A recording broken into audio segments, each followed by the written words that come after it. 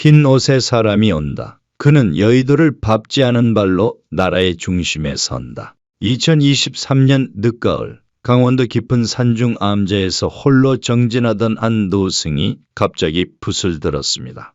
그는 아무도 없는 방 안에서 종이 한 장에 22글자를 적었습니다. 그리고 그 종이를 접어 제자에게 건네며 단 한마디를 남겼습니다. 정민연이 오거든 이것을 펼쳐라. 제자는 스승의 말뜻을 몰랐습니다.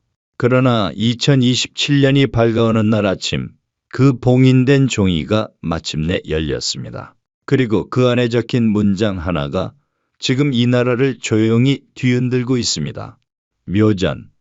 그 이름을 아는 사람은 많지 않습니다. 조계종 어느 사찰의 기록에도 어느 언론의 지면에도 그의 이름 석자는 등장하지 않습니다. 그러나 전국의 무속인과 역학자들 사이에서는 이미 10여 년 전부터 그 이름이 조용히 오가고 있었습니다. 경남 어딘가의 깊은 산중에서 스스로를 감춘 채 수십 년을 정진해온 이 노승은 세상 사람들이 찾아와도 문을 열지 않았습니다. 단 한 번도 스스로 입을 열어 예언을 공표한 적이 없었습니다. 그런 그가 특별한 날에만 특별한 사람에게만 종이를 건넸고 그 종이들이 하나씩 펼쳐질 때마다 세상은 소름 끼치는 일치를 목격해야 했습니다. 그가 처음으로 기록에 남겨진 것은 2008년의 일입니다. 그해 가을 한 지방 신문 기자가 산중을 헤매다 우연히 그의 암자를 발견했습니다. 기자는 노승에게 아무것도 묻지 않았습니다. 그저 물 한 잔을 얻어 마셨을 뿐입니다. 그런데 묘자는 자리에서 일어나더니 서랍에서 작은 쪽지 하나를 꺼냈습니다. 이걸 가져가시오. 때가 되면 의미를 알 것이오. 기자는 의아했지만 쪽지를 받아 지갑 속에 넣었습니다. 그 쪽지에는 이런 글이 적혀 있었습니다. 쇠가 흔들리고 나무가 꺾인다. 그러나 물은 제자리를 찾는다. 기자는 대수롭지 않게 여겼습니다. 그로부터 불과 2달 뒤 세계 금융위기가 한국 경제를 강타했고 대형 건설사들이 무너졌습니다. 그 기자는 훗날 이렇게 회고했습니다. 쪽지를 꺼내 들고 한참을 멍하니 앉아 있었습니다. 이것이 묘잔 예언의 시작이었습니다. 그가 맞춘 것은 금융위기 하나가 아니었습니다. 2010년 그는 또 하나의 종이를 남겼습니다. 당시 그 종이를 받은 사람은 강원도의 한 도예가였는데 노승은 그에게 이렇게 말했습니다. 바다 동쪽에서 불기둥이 솟는다.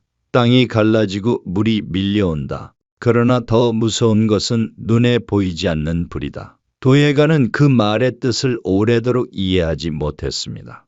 그러나 2011년 3월 동일본 대지진이 발생했고 쓰나미가 해안을 덮쳤으며 후쿠시마 원전이 폭발했습니다. 세상이 두려워한 것은 지진의 파괴력만이 아니었습니다. 눈에 보이지 않는 방사능, 그 보이지 않는 불이 대지와 바다를 오염시키기 시작했습니다. 도예가는 그 종이를 꺼내 들고 하루 종일 울었다고 합니다. 그로부터 3년이 지난 2014년 묘자는 또다시 붓을 들었습니다. 이번에는 지인도 제자도 아닌 길을 잃고 산에서 헤매다 암자에 들어선 낯선 여행자에게 종이를 건넸습니다. 배가 뒤집힌다. 아이들이 잠긴다. 나라가 죄책감 속에 잠긴다. 그 여행자는 종이를 받은 지 열흘도 되지 않아 세월호 참사를 뉴스에서 보았습니다. 온 나라가 슬픔 속에 잠겼고 죄책감은 이후 몇 년 동안 이 사회를 덮었습니다. 여행자는 그 종이를 참아 버리지 못하고 아직도 품 안에 가지고 있다고 합니다. 3번의 예언, 3번 모두 적중했습니다. 그러나 묘자는 단 한 번도 자신이 예언자라고 말하지 않았습니다. 그는 오히려 이렇게 말했습니다. 나는 아무것도 알지 못한다. 다만 고요히 앉아있다 보면 바람이 무언가를 두고 간다. 이 말이 더 소름 돋는 이유는 바로 그 고요함 속에서 나온 예언들이 너무도 정확했기 때문입니다. 그렇다면 그가 2023년 늦가을에 봉인한 22글자는 무엇이었을까요? 그 종이가 열린 지금 역학자들과 무속인들 사이에서는 그 해석을 두고 말들이 넘쳐나고 있습니다. 그리고 이 글은 그 예언의 조각들을 하나씩 펼쳐보려 합니다. 그 종이에는 이렇게 적혀 있었습니다. 흰옷이 마당에 선다. 불씨는 밖에서 오지 않는다. 양이 제 길을 찾으면 남과 북이 눈을 맞춘다.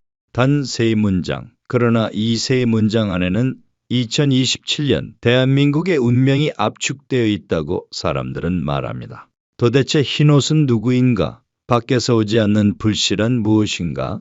그리고 양이 제 길을 찾는다는 것은 정민년, 붉은 양의 해를 뜻하는가? 사람들은 묻고 또 묻습니다. 묘자는 이미 산중으로 사라지고 없습니다. 남은 것은 그 3문장뿐입니다. 그런데 놀라운 것은 묘잔만이 이 시간을 예고한 것이 아니라는 점입니다. 타너 스님은 생전에 이런 말을 남겼습니다. 한반도의 운은 2번 꺾이고 3번째에 다시 피어난다. 그 마지막 변화의 시간이 을사에서 정미 사이에 있다. 을사는 2025년, 정미는 2027년입니다. 타너는 이 두 해 사이의 시간을 한반도가 반드시 통과해야 할 거대한 굴곡이라고 보았습니다. 그리고 그 굴곡의 끝에서 새로운 기운이 시작된다고 했습니다. 사람들은 2025년을 보며 타너의 말을 떠올렸고 2027년을 바라보며 그 다음 문장을 기다리고 있습니다. 동서양의 예언자들도 이 시간을 향해 입을 모았습니다. 프랑스의 군사 예언가 라비 브렌터는 2027년을 두고 이렇게 기록했습니다. 아시아의 작은 반도가 거대한 무게중심의 역할을 떠맡게 된다. 그것은 힘으로 얻은 것이 아니라 균형으로 얻은 것이다. 힘이 아닌 균형. 이 한 단어가 2027년 대한민국을 설명하는 핵심 열쇠처럼 들립니다. 그리고 동북아시아의 역학자들은 오래전부터 정민년을 두고 이렇게 해석해 왔습니다. 정은 불의 기운이 되잡고 따뜻한 불이고 미는 흙의 기운이 돼 온화하고 안정된 흙입니다. 맹렬하게 타오르는 불이 아니라 은은히 품어주는 불. 이 불이 흙과 만나면 혼돈이 아니라 정착이, 격동이 아니라 회복이 이루어진다고 합니다. 하늘이 2027년에 한반도에 배치한 기운은 그런 기운입니다. 그렇다면 묘잔이 말한 흰옷은 누구일까요? 그는 한 번도 이름을 말하지 않았습니다. 다만 이런 묘사를 덧붙였습니다. 그는 무대 위에서 자란 사람이 아니다. 무대 아래에서 일하던 사람이다. 그의 손에는 서류가 들려 있고 그의 눈에는 무대가 아니라 사람이 보인다. 무대 위가 아닌 무대 아래, 정치의 중심이 아닌 현장. 이것이 역학자들이 말하는 흰옷의 첫 번째 특징입니다. 여기서 흰옷이라는 표현을 단순히 의복의 색깔로 해석해서는 안 됩니다. 한국의 전통에서 흰옷은 2가지 의미를 갖습니다. 하나는 순수함이고 또 하나는 상복입니다. 상복은 애도이고 애도는 무언가의 끝을 인정하는 행위입니다. 즉, 흰옷의 지도자는 오래된 것의 끝을 인정하고 새 것을 시작하는 사람이라는 뜻으로 해석됩니다.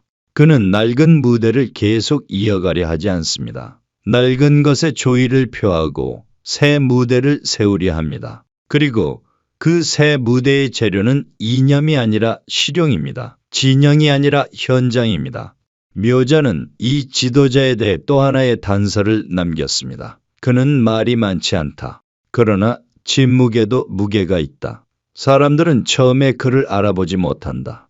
그러나 가을이 오면 그의 발자국을 따라 사람들이 줄을 선다. 처음에 알아보지 못한다는 것, 그러나 가을이 되면 줄을 선다는 것. 이 예언은 2027년의 정치 일정과 묘하게 맞닿아 있습니다. 2027년은 대선의 해이며 봄이 지나고 여름을 거쳐 가을로 접어들 때 민심이 움직인다는 해석이 나오는 것입니다. 그런데 타너 스님은 이 지도자에 대해 전혀 다른 각도에서 말한 적이 있습니다. 참된 인물은 이 땅에 통일이 올 때 출현한다. 즉, 그 지도자는 단순히 선거에서 이기는 사람이 아니라 분단의 역사 앞에서 새로운 문을 여는 사람이라는 것입니다.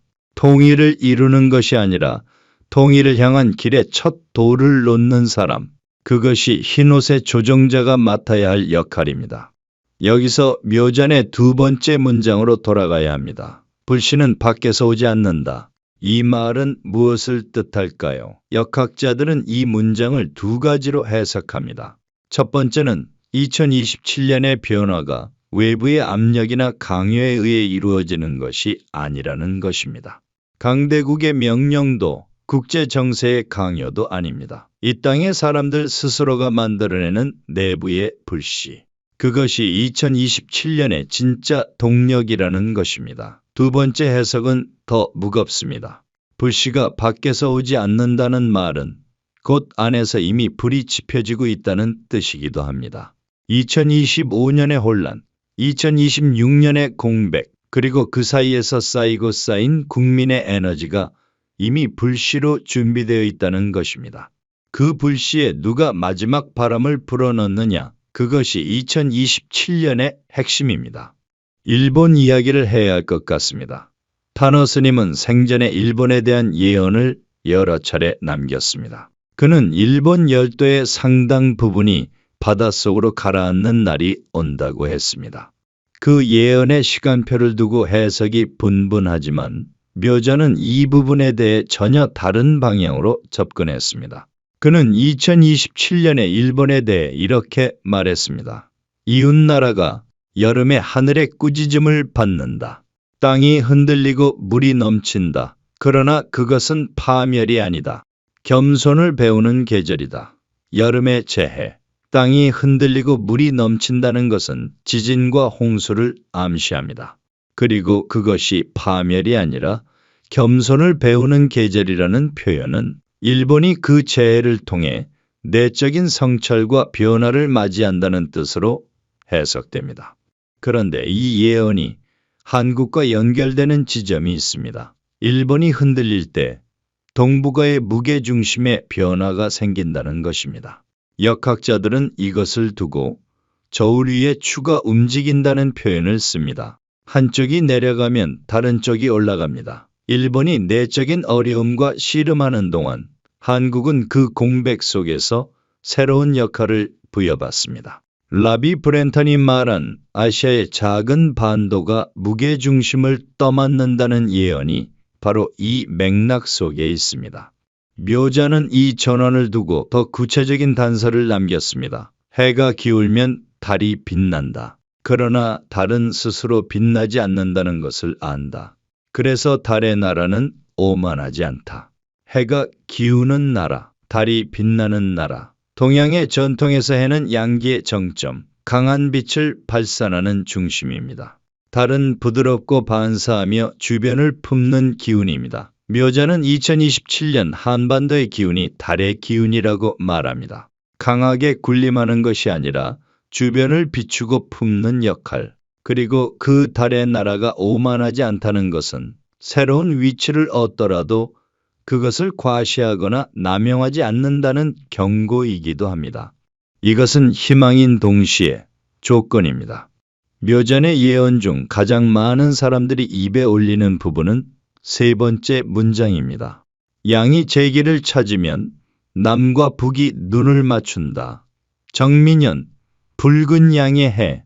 양이 제기를 찾는다는 것은 정민년이 본연의 기운을 제대로 발현한다는 뜻입니다. 그리고 그때 남과 북이 눈을 맞춥니다. 눈을 맞춘다는 것은 총구를 겨누는 것도 악수를 나누는 것도 아닙니다. 그것은 시선이 마주치는 것입니다. 오랜 세월 서로 다른 방향을 바라보던 두 개의 눈이 같은 곳을 향하는 순간, 그 순간이 2027년에 온다고 묘자는 말합니다. 그런데 이 예언을 뒷받침하는 또 다른 목소리가 있습니다. 미국의 예언가 엘로이즈 라엘은 한국에 대해 이런 말을 남겼습니다. 2025년부터 시작되는 북의 균열은 2026년에서 2027년 사이 본격적인 체제 재편의 흐름으로 이어질 것이다. 그 시점에 한국 내부가 얼마나 준비되어 있느냐가 관건이다. 준비. 이 단어가 핵심입니다. 예언은 결과를 보장하지 않습니다. 예언은 기회의 문이 열리는 시간을 알려줄 뿐입니다. 그 문을 통과할 준비가 된 사람이 있어야 비로소 예언이 현실이 됩니다. 그리고 엘로이즈 라헬이 말한 새로운 지도자는 이렇게 묘사됩니다. 그는 말이 많지 않다. 그러나 북쪽의 한 사람은 그에게 마음을 연다. 정치적으로 북을 대하는 것이 아니라 사람으로서 북의 내부를 이해하는 방식으로 접근하며 그 접근이 기존의 모든 외교 전략보다 훨씬 더 큰 파급력을 가진다. 말이 많지 않은 사람, 북쪽의 한 사람이 마음을 여는 사람, 묘잔이 말한 흰 옷과 엘로이즈 라헬이 말한 새로운 지도자는 놀라울 만큼 같은 방향을 가리키고 있습니다. 이것이 단순한 우연일까요? 두 예언가는 서로 다른 언어로, 서로 다른 시대에, 서로 다른 나라에서 살았습니다. 그러나 그들이 가리킨 손가락은 같은 곳을 향하고 있습니다. 이제 2027년의 달력을 더 자세히 들여다봐야 합니다. 묘자는 월별 단서도 남겼습니다. 직접적인 월을 말하지는 않았지만 계절로 흐름을 표현했습니다. 봄에는 씨앗이 보이지 않는다.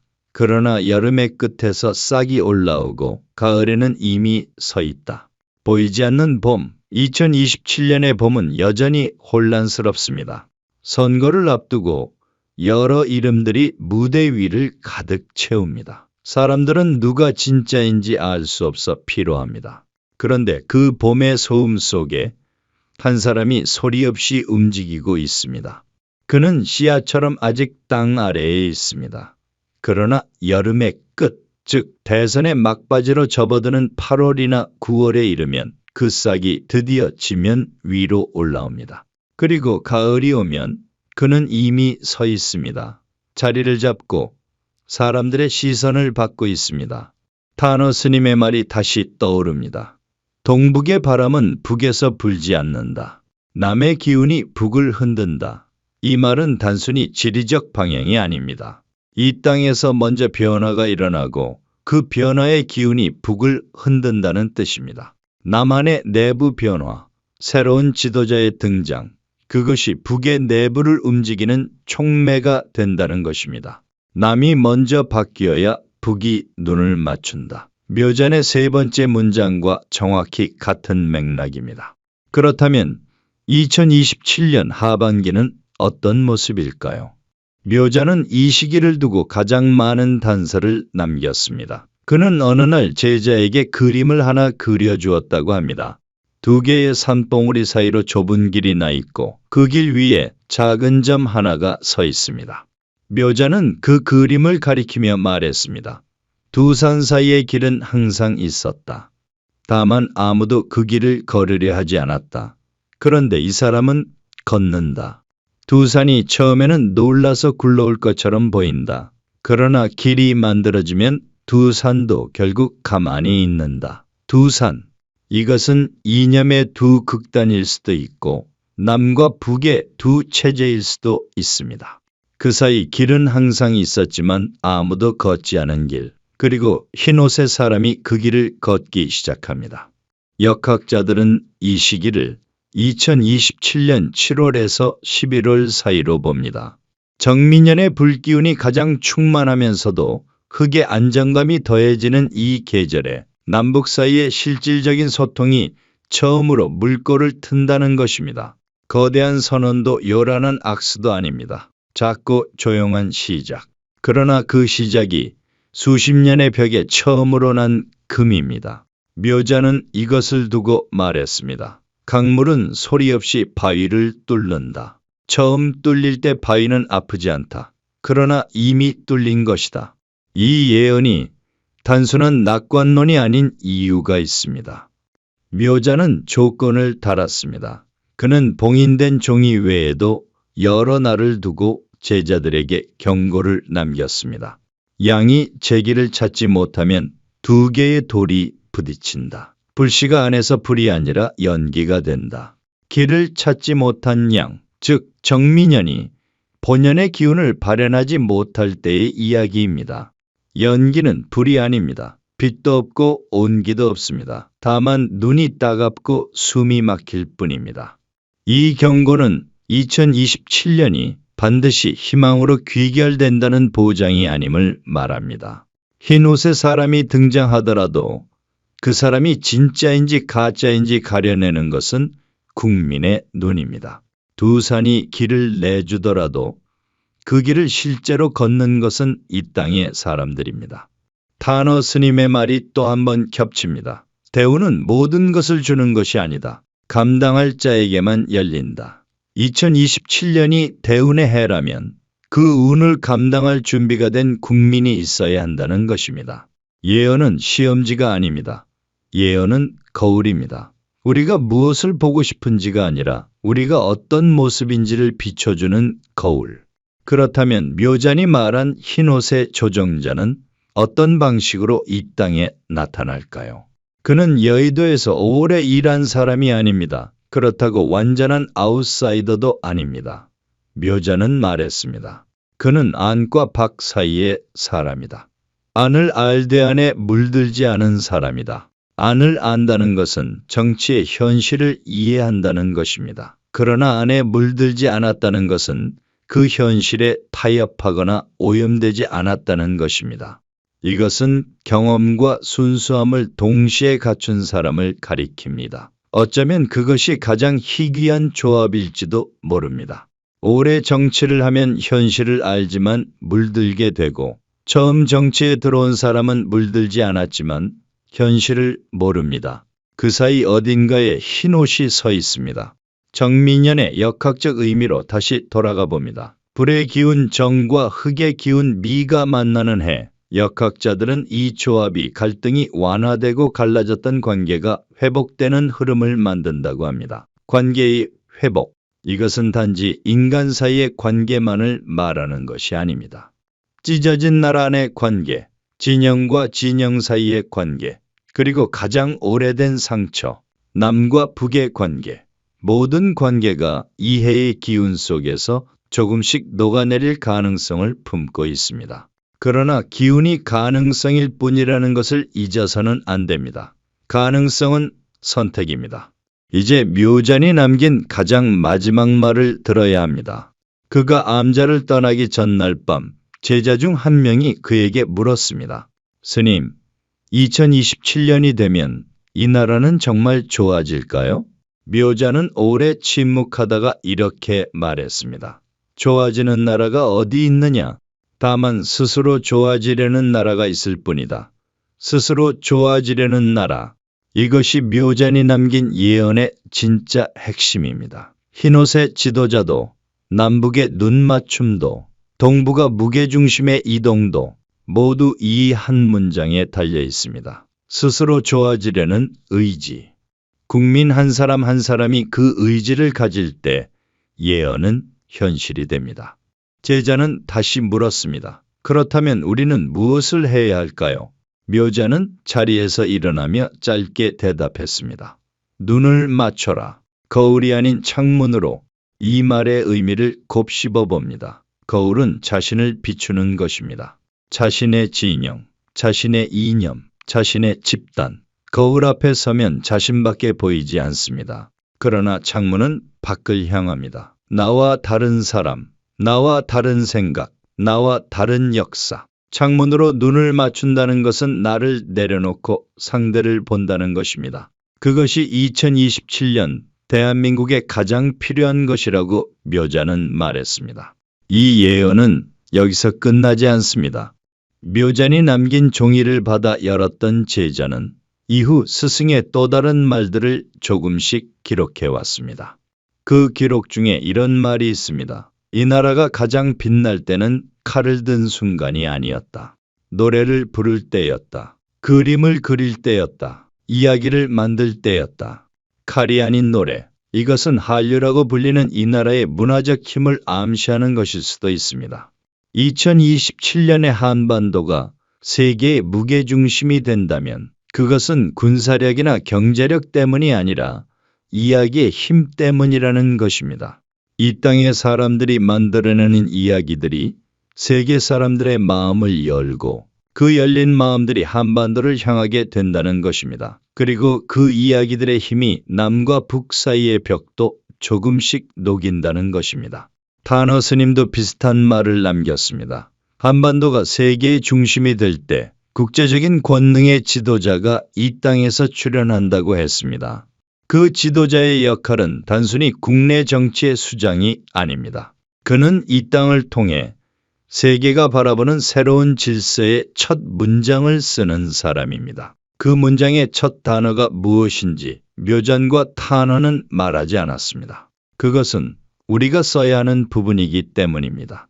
역학자들이 조용히 나누는 말이 있습니다. 1905년 을사년에 우리는 주권을 잃었다. 그 상실은 120년의 상흔으로 남아있다. 그런데 2025년 을사년부터 2027년 정미년까지의 3년은 그 120년의 상처가 비로소 아물기 시작하는 시간이다.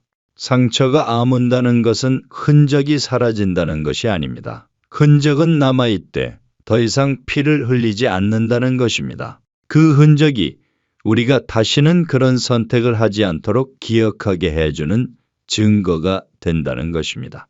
120년, 그리고 그 끝에 서 있는 2027년, 묘잔의 22글자 중 마지막 5글자를 이제 들여다볼 시간입니다.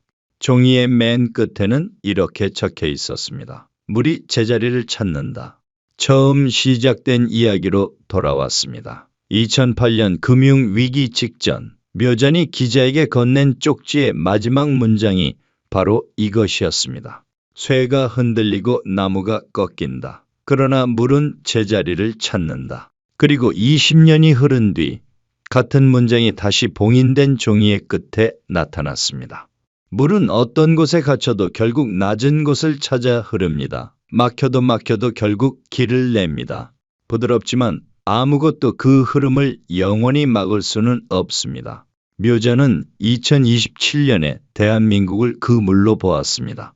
수십 년의 분단, 이념의 장벽, 진영의 대립, 그 모든 것이 물의 흐름을 가로막고 있었습니다. 그러나 물은 흘렀습니다. 지하로, 옆으로, 위로 스며가며 흘렀습니다. 그리고 2027년 물이 드디어 제자리를 찾기 시작한다고 묘잔은 말합니다. 제자리란 어디일까요? 분단 이전의 자리가 아닙니다. 돌아갈 수 없는 과거의 회기가 아닙니다. 이 땅의 사람들이 함께 만들어가는 새로운 자리. 아직 이름도 없고 형태도 없지만 그것이 제자리입니다.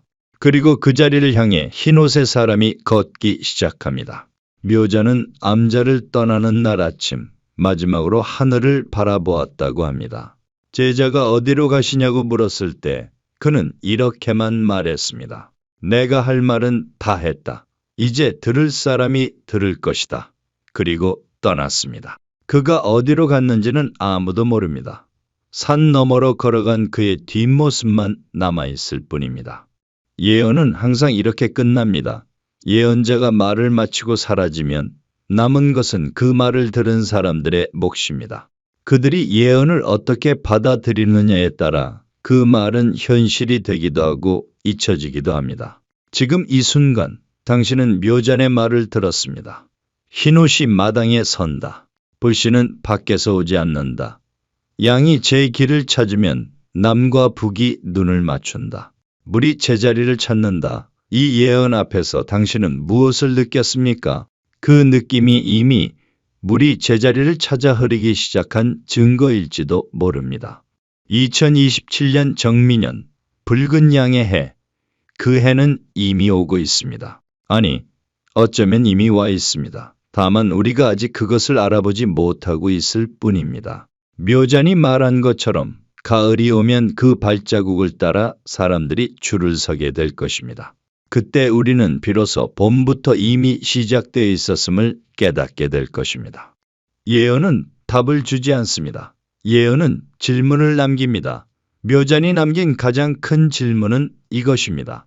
당신은 창문으로 눈을 맞출 준비가 되었습니까? 오늘의 이야기는 여기까지입니다. 이 이야기가 의미 있으셨다면 구독과 좋아요로 함께 해주세요. 여러분의 관심이 다음 이야기를 만드는 힘이 됩니다.